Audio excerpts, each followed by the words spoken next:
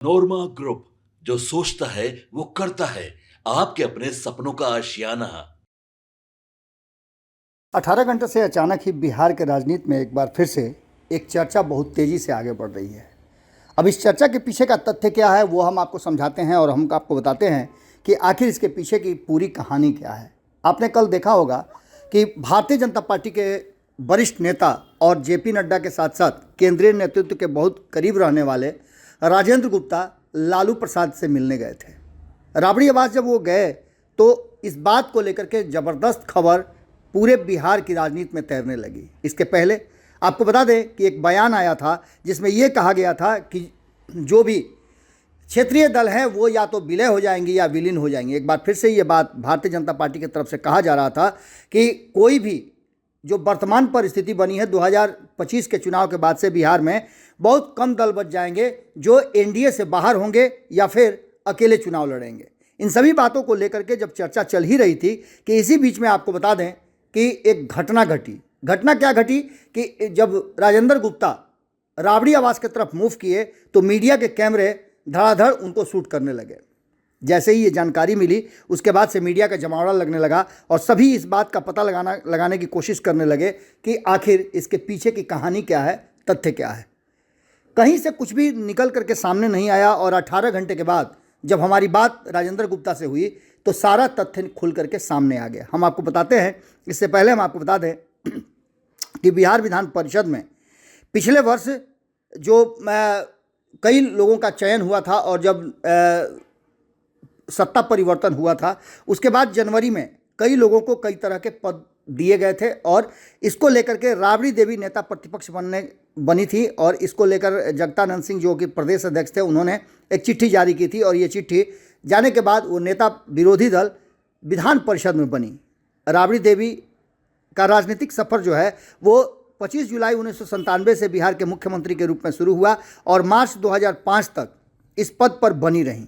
वह वैशाली जिले के राघोपुर विधानसभा सीट से विधायक भी रहीं और हालांकि 2010 में वह चुनाव हार गई थी। इसके बाद वे विधान परिषद के सदस्य के रूप में 2014 से सारण से लोकसभा का चुनाव भी लड़ चुकी हैं, लेकिन वहां भी उन्हें हार का सामना करना पड़ा।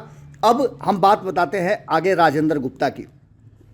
बिहार विधान परिषद में लगातार जिस तरह से हम बता ही रहे थे आपको कि जब सत्ता परिवर्तन हुआ और नीतीश कुमार महागठबंधन छोड़ करके फिर से एनडीए में आए तो कई लोगों को इधर से उधर किया गया, कई लोगों के पद बदले, कई लोगों को नई जिम्मेवारियां दी गई। उसी जिम्मेवारी में राजेंद्र गुप्ता को भी जिम्मेवारी दी गई थी। खैर, राजेंद्र गुप्ता के बारे में हम आपको बता दें कि जेपी नड्डा से उनकी बहुत अच्छी दोस्ती है और इसके साथ साथ केंद्रीय नेतृत्व में भी उनकी अच्छी पैठ है। आरएसएस से भी उनका बहुत पुराना नाता रहा है और बहुत ही सॉफ्ट स्पोकन कहे जाते हैं। कहा यह जाता है कि जो भारतीय जनता पार्टी के रीढ़ की हड्डी में से कुछ अंग जो हैं उसमें से राजेंद्र गुप्ता भी एक हैं।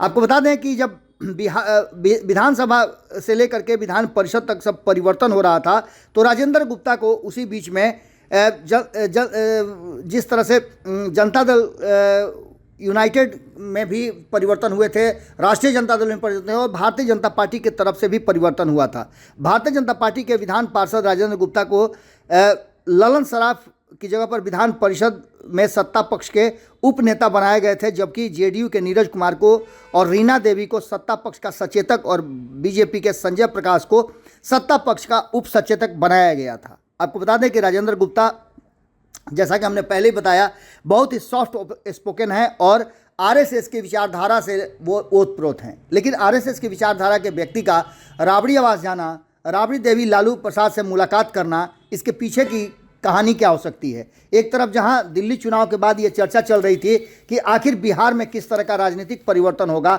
और इसी बीच में इस तरह की मुलाकात के मायने क्या निकाले जा सकते हैं। जब हमने राजेंद्र गुप्ता से इस पर वक्तव्य देने की बात कही तो उन्होंने कहा कि इस पर बोलने लायक तो कुछ है नहीं, लेकिन उन्होंने एक बात की मंजूरी मुझे ज़रूर दी कि आपसे जो हमारी बातचीत हो रही है उसके आधार पर अपनी बातों को आप रख सकते हैं।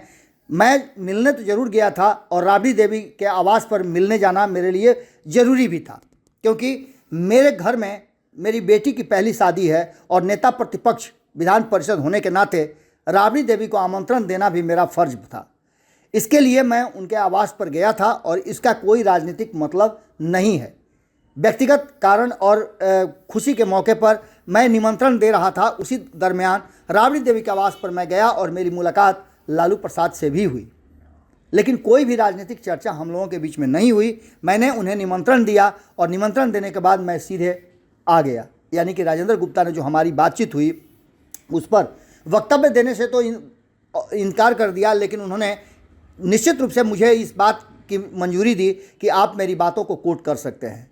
वास्तविकता ये है कि जितनी भी राजनीतिक चर्चाएं इस पर चल रही हों, लेकिन राजेंद्र गुप्ता के इस बयान के बाद राजनीतिक चर्चा पर विराम लगना तय माना जा रहा है। आपको बता दें कि राजेंद्र गुप्ता बेटी की शादी में निमंत्रण देने के लिए राबड़ी आवास पर गए हुए थे और ये एक सामान्य कर्टसी है। इन्हीं बातों को लेकर के अब जब राजनीतिक गलियारे में चर्चा हो रही थी तो कई तरह के कयास लगाए जा रहे थे, लेकिन कयासों पर अचानक से राजेंद्र गुप्ता के इस बयान के बाद जो हमारे साथ उनकी बातचीत हुई है उसके बाद सीधी तौर पे विराम लगता है। जुड़े रहिए भारत लाइव के साथ। बहुत बहुत धन्यवाद। आपके सपनों को हमने सजाया है, ई होम्स पैनोरामा को हमने बनाया है। ई होम्स मेरा एक सपना था जिस पे मैं पिछले 4 साल से काम कर रहा था। हमने जो बनाया है वो सबने है माना। ई होम्स पैनोरामा में हो आपका भी आशियाना। और फाइनली हमने 2021 में इस प्रोजेक्ट को लॉन्च किया। बहुत लोग अप्रिशिएट कर रहे हैं कि पूर्णिया जैसे शहर में, बिहार के, एक तो बिहार की बात करें उसमें भी पूर्णिया जैसे छोटे जगह में इस तरह का लाइफस्टाइल देना, ये सुन के हम लोगों को बहुत अच्छा लगता है। ई होम्स में हमने कुछ और भी किया है, जैसे हम जिस जगह में रह रहे हैं हमारे फैमिली सिक्योर हो, उनको सिक्योरिटी का ध्यान में रखा है। आपकी सुविधा और सुरक्षा आपके लिए खास है, ये आपका विश्वास है। इसमें आर्टिफिशियल इंटेलिजेंस का 7 लेयर सिक्योरिटी का हमने इस्तेमाल किया है। लस ग्रीन कैंपस को बनाया है। यदि हमारा बाउंड्री वाल है तो वो वर्टिकल गार्डन है।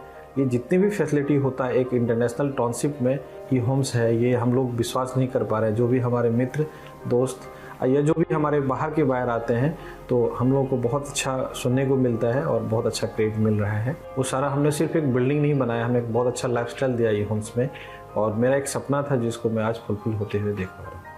ये आपका आवास है। ई होम्स पैनोरामा में अब आपका निवास है। E Homes Panorama, luxurious lifestyle redefined. Panorama Group, जो सोचता है वो करता है। अगर ये वीडियो पसंद आई और वह बिहार के राजनीति और बिहारियत से सरोकार रखेनी तो सब्सक्राइब बटन दबा के चैनल के सब्सक्राइब कर ली। ओजे एगो घंटी बा, ओकरा बटन दबा देला से कुल सटीक और मारक खबर रुआ मुफ्त में मिल जाई। अगर रुआ पत्रकारिता के हमनी के नया प्रयोग में सहयोग कर चाहतानी तो ज्वाइन बटन दबा दी। पेटीएम नंबर नोट कर ली 9386816700।